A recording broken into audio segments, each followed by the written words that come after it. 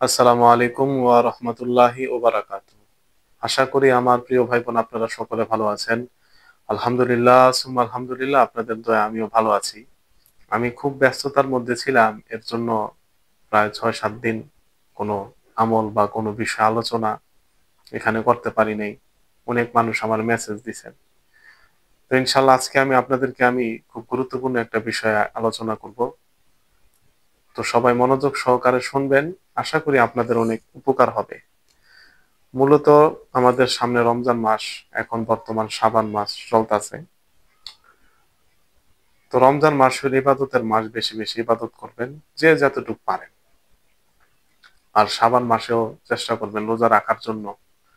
আর শবে বরাতের রোজাটাও রাখার চেষ্টা করবেন।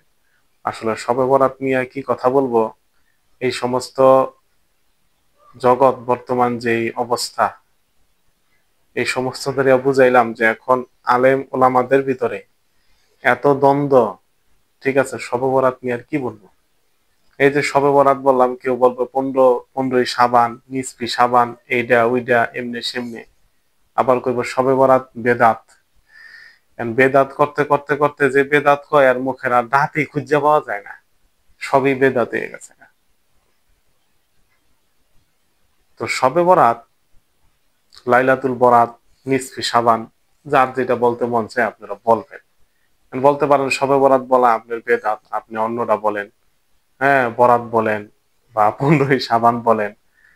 দেখেন, আমি যদি শবে বরাত মুখ দিয়ে বলি, আমার ইমান চলে দেব না। যদি এত বেদাত খোঁজেন, এই যে এখন আপনারা বার্গার খান, পিৎজা খান, হ্যাঁ, চাপ খান, নবীজির জমানায় এটি ছিল? ছিল না। নবীজির জমানায় কিন্তু কোনো মাদ্রাসাও ছিল না। এরপরে আবার বাই করে একটা ভালো বেদাত, একটা খারাপ বেদাত। ভালো বেদাত এই যে মসজিদের ভিতরে ফ্যান লাগাইছেন, এসি লাগাইছেন। নবীজির জমানায় কিন্তু ফ্যান এসি ছিল না। নবীজির জমানায় মাইক ছিল না। তো বুঝতে হইব যে কোন কাজটা করলে আমার ইমান যাইবো, কোন কাজটা করলে আমার ইমান যাইবো না। এই মোল্লা মোল্লা যদি আপনারা সারাদিন দ্বন্দ্ব ফাসাদ করেন, তাহলে ইসলাম ভাঙ্গা 73 টুকরা না 73,000 টুকরাই হয়ে যাব। কথা বুঝতে হইব। তো এই জগতে যার যেটা করতে মন চায় সে সেটা করুক। তা আমারে একজন বলতাছে, ভাই লন তবলিগে যাই। আমি কই, ভাই যাও, তুমি যাও। ঠিক আছে, তুমি যাও, আমি যাবো না। কই, ভাই কেন যাইবেন না? ভাই আমার মন চায় না। সুন্দর কথা ভাই, আপনি এর উপরে কোনো কথা নেই, আপনি ভালো কথা বলছেন। আমি কই, আমি তো কই না যে ভাই তুই যাইস না। হ্যাঁ, এরা খারাপ না, হেরাই এটাই, এই জগতে সবাই ভালো। আমার মনের এখতিয়ার, আমার মন চাই নাই, আমি যাই নাই। তোমার ভাল লাগে তুমি যাও, তোমার ভালো না লাগলে বাবা তুমি যাইবা না। তো আমরা এটা তরিকতপন্থী, আমাদের কাছে এই জগতে সবাই ভালো। আমি নিজে খারাপ, নিজের দোষ আগে, পরের দিকে একটা আঙ্গুল উঠাইলে নিজের দিকে 4টা আঙ্গুল আগে থাকে। সবকিছু হিসাব নিকাশ করতে হবে। হিসাব নিকাশ ছাড়া এই জগতে কিছু না, বহুত হিসাব নিকাশ। তো শবে বরাত আপনারা রোজা রাখবেন, এটা আপনাদেরকে আমল বলবো, আল্লাহ রহমত। ইনশাল্লাহ আপনারা যদি আমলটা করেন, আপনাদের ফায়দাটা কি, মাত্র একদিনের আমল। আগামী 1 বছরে ইনশাল্লাহ বুঝবেন এটার ফায়দাটা কি। তাও আমি এই জায়গায় বিস্তারিত আলোচনা করব। আর যার মানতে মন চায় আপনারা মানবেন, যার আমার কথা মানতে মন চায় বাবা মানবেন না। কারণ আমার এক জায়গায় লয়ে গেলেন, আমি বললাম ভাই আমি খামু না। না ভাই আমি খামু না, আমার কি যাইতে ধরে খাওয়াইতে পারবেন? বা আপনারে আমি দিলাম ভাই এটা খান, এই গরুর গোস্ত খান, আপনি কন না আমি খাইমু না, আমি কিন্তু খাওয়াইতে পারবো না। তো এইটাই, যার যেটা মানতে মন চাইবো মানবেন, না মানলে বাবা শবে বরাত মানার দরকার নাই, লাইলাতুল বরাত মানার দরকার নাই, 15ই সাবান মানার দরকার নেই, এটা আপনারও ব্যাপার। আবার 15ই সাবান নিয়ে বা শবে বরাত নিয়ে যত হাদিস আছে এগুলার বলে হুজুরা জাল হাদিস। ঠিক আছে, হ্যাঁ ভাল লাগে না, হ্যাঁ মানে না, আপনার ভাল লাগে আপনি মানবেন। ঠিক আছে, ধরেন আপনার একজন এক জায়গায় যাইতে বললো, ভাই আমার সাথে ওই জায়গাটায় চলেন। ঠিক আছে, আপনি বলবেন ভাই, আপনার ভালো না লাগলে আপনি বলবেন না যে ভাই আমি যাবো না।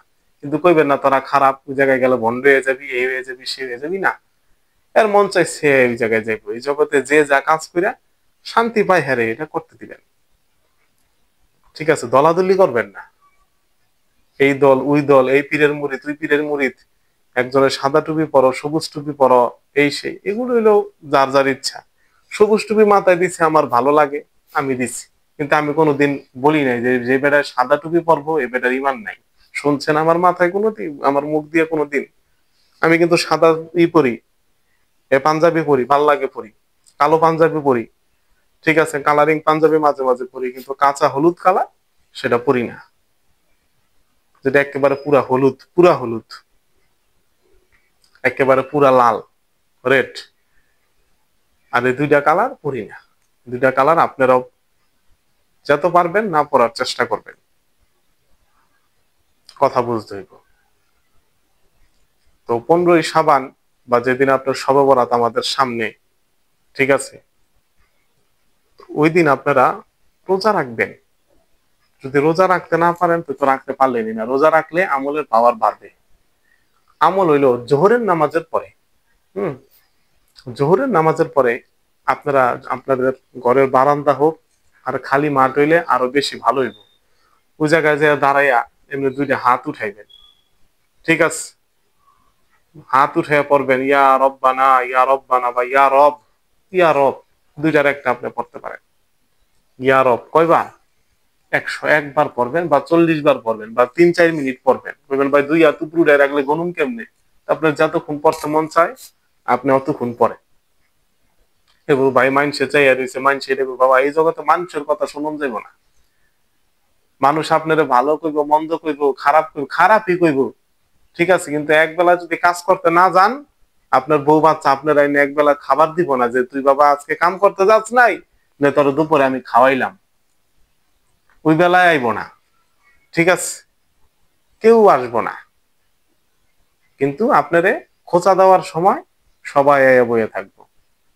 এর জন্য কে কি কইলো, কে কি করলো না, বাবা ওই দিকে যাইবেন না। আপনার আমল আপনি কইরা আপনি বাসায় সুন্দর মতো আইসা পড়েন।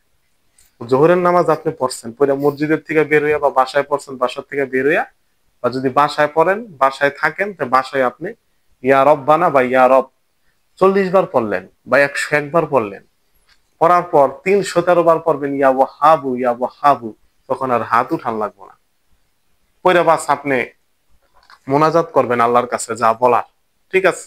আর যদি বলেন যে না এখন আমি মোনাজাত করুম না, সবচেয়ে বেশি ভালো হইব যারা রোজাদার আপনারা আমল করছেন, মাগরিবের সময় আজান দেওয়ার ঠিক কিছুক্ষণ আগ মুহূর্তে আপনারা লা হাওলা ওয়ালা কুওয়াতা ইল্লা বিল্লাহিল আলিউল আজিম কয়বার পড়বেন? 40 বার পড়বেন।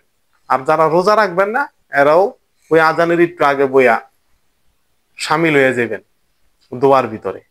এই 40 বার পড়ার পরে আপনি হাত উঠে আল্লাহর কাছে আপনার দুঃখ সুখ যা আছে আপনার মনের কথা আল্লাহরে বলবেন।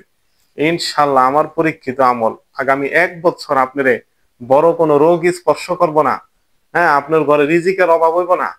একটুই আল্লাহ পাকের রহমতি রিজিক, বরকতি রিজিক, যে আপনি কষ্টে থাকবেন না। আল্লাহ পাক রব্বুল আলামিন আপনারা ভালো রাখবো, কারো কাছে 2 টাকা চাওয়ার জন্য হাত পাতাইবো না। 1 বছর সুন্দরভাবে আগামী শবে বরাত পর্যন্ত আল্লাহ আপনার রহমত করম করবো। ওইটা দেখেন আমল। তো এই আমলের অনুমতি সবাই আমি দিলাম, সবাই আমল করেন। এবং আপনাদের যদি কোনো সমস্যা থাকে মন চাইলে আমার সাথে যোগাযোগ করেন, যদি পারি তাহলে আমি করুম, ঠিক আছে, না পারলে বাবা আমি কেমনে করুম। অনেক মানুষ অনেক রকমের মেসেজ দেয় আমারে, ঠিক আছে, অনেক মানুষ অনেক রকমের। তো যাই হোক, সবার জন্য আমার দোয়া রইল, সবাই আল্লাহ পাক ভালো রাখুক। আপনাদের জন্য আমার অনেক দোয়া, এবং আমার জন্য আপনারা দোয়া করবেন। ওয়াখির দাওয়ানা আনিল হামদুলিল্লাহি রাব্বিল আলামিন।